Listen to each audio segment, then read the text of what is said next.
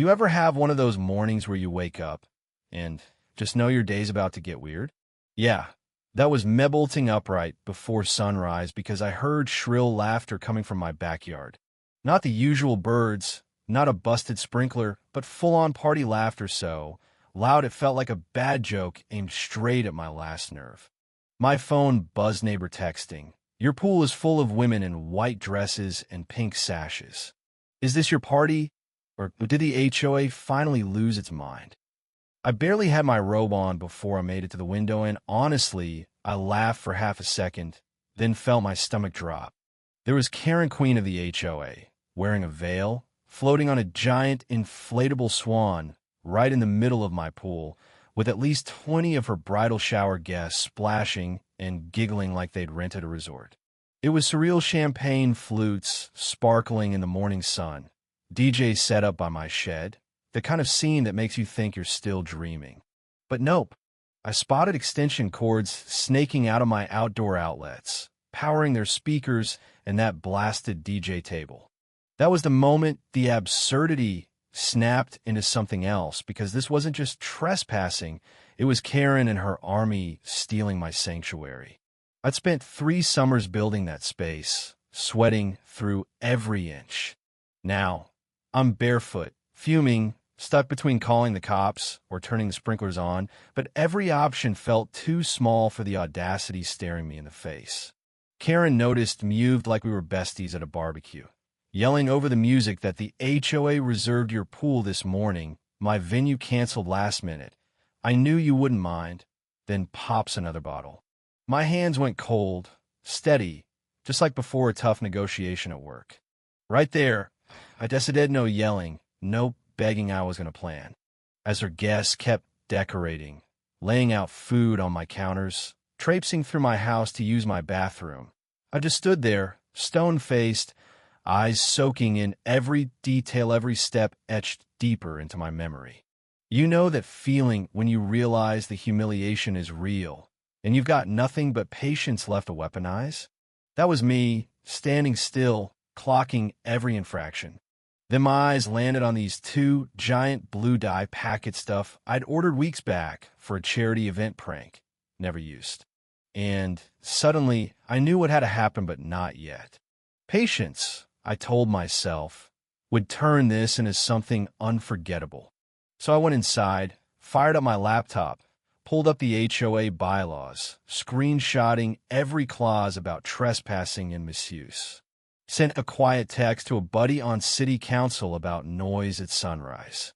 Turned my outdoor cameras to max, recording every minute. As I watched Karen throw off her heels and cannonball into my pool, it clicked this wasn't random, this was years in the making. She tried to find me for my shed door color, measure my grass, called animal control on my old golden retriever. Now she'd invaded my turf and handed me all the leverage I'd ever need. While Karen's maid of honor played hype woman, filming TikToks, I strolled out with my phone recording, narrating like some wildlife doc about a rare animal migration, documenting every offense. Most of them didn't even notice, too busy being the moment. Karen even splashed water at me, laughing that I should relax, it's all for love. And all the while, those blue dye packets sat in my peripheral vision, winking like fate.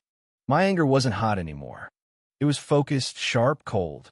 I checked the label on the dye non-toxic, stains for days. Perfect. I thought through every scenario, how to time it, how to make sure Karen couldn't spin this as an accident, how to capture every second. And I waited, knowing patience would be the best revenge. When the party hit, full volume champagne, glitter, deck chairs, DJ blaring, I made sure to record it all, even the confetti drifting like it was Times Square. And when Karen's crew started knocking over my herbs and patio lanterns, daring each other to jump off my planter into the pool, I just kept adding it to my log, my resolve only hardening. You ever remember an insult and suddenly get stronger for it? I recalled every petty thing Karen ever did, the fines, the threats, the condescension, and each memory made it easier to focus. I called a lawyer friend, asked her, hypothetically, What's the right way to document a trespass for court? She laughed, gave me pointers, told me to keep it all buttoned up for maximum effect. Back inside, I worked fast mixed the blue dye with a stabilizer, gloves on like some suburban wizard. I needed them all in the pool at once, so I went outside, told everyone I was bringing out a huge tray of lemonade on the house just to get them thirsty, keep them in the water, buy myself the perfect moment. The drinks? Pure salt water just enough to make them desperate for a dip. And while they guzzled, I slipped the dye into the pool skimmer, knowing from a test it'd take 5 minutes to color the water and whatever was in it. I retreated inside to watch through the window, heart pounding. The pool turned cobalt, then electric blue. First a bridesmaid, gassed her hands stained bright, sapphire then a chain reaction. Dresses, hair, skin, all glowing like a flock of tropical birds. Karen shrieked, "Everybody out!" but the damage was done. I filmed every second as panic spread towels, showers, nothing could get it off. Karen stomped up to my door, blue-streaked and seething, demanding I let her explain. I just lifted my phone, said, "Private property. Trespass evidence." She froze, realizing she'd lost the plot completely. Neighbors stared, phones out, as her blue-stained bridesmaids scattered like startled birds, some hopping into ride shares, others sprinting down the block. For a moment, it looked like modern art hubris and humiliation on full display. But this was just step one. Legal, financial, social consequences were all ahead, and I intended to orchestrate every bit. That afternoon, police arrived about a noise, complaints, saw the footage, whistled, said it was the clearest case of trespass they'd seen. Karen drove by, glaring through her tinted window, but all I did was sit on the porch, sipping water, completely unbothered. The memes exploded online. Karen, blue-stained and furious, became an instant legend. I sent my best footage to the HOA, Code Enforcement Insurance. Restitution talks started before sunset, board members scrambling to distance themselves from her. When Karen herself showed up, oversized glasses, scarf, hands shaking, she tried to claim she had verbal approval, threatened lawsuits over the videos. I spoke slow. Everything's documented. Videos are public record. She blustered, then retreated. I drafted a cease and desist, forwarded it to my lawyer, watched as neighbors sent me more and more stories about her abuses, manipulating fines, blocking ramp requests, you name it. It was clear this wasn't just about me anymore. It was about the whole block. At the next HOA meeting, I laid out everything: videos, damages, guest testimonies. Neighbors flooded the room with their own stories of Karen's bullying. The board voted to suspend her, then called for a special election. Even her house went up for sale a week later.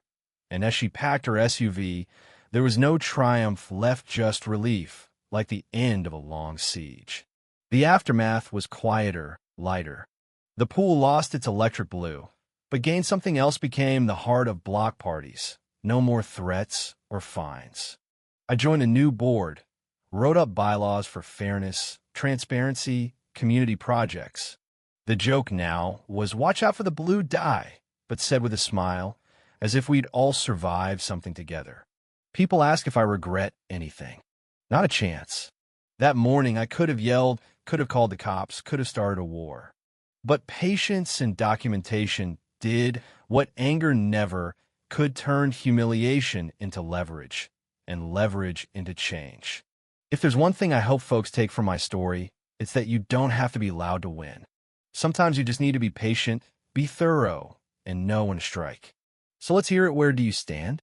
Was I right? Was it revenge? Was it justice? Or is this just how community drama goes down in America? Drop your thoughts below. Share your craziest HOA story. And tell me, would you have done if Karen came for your pool?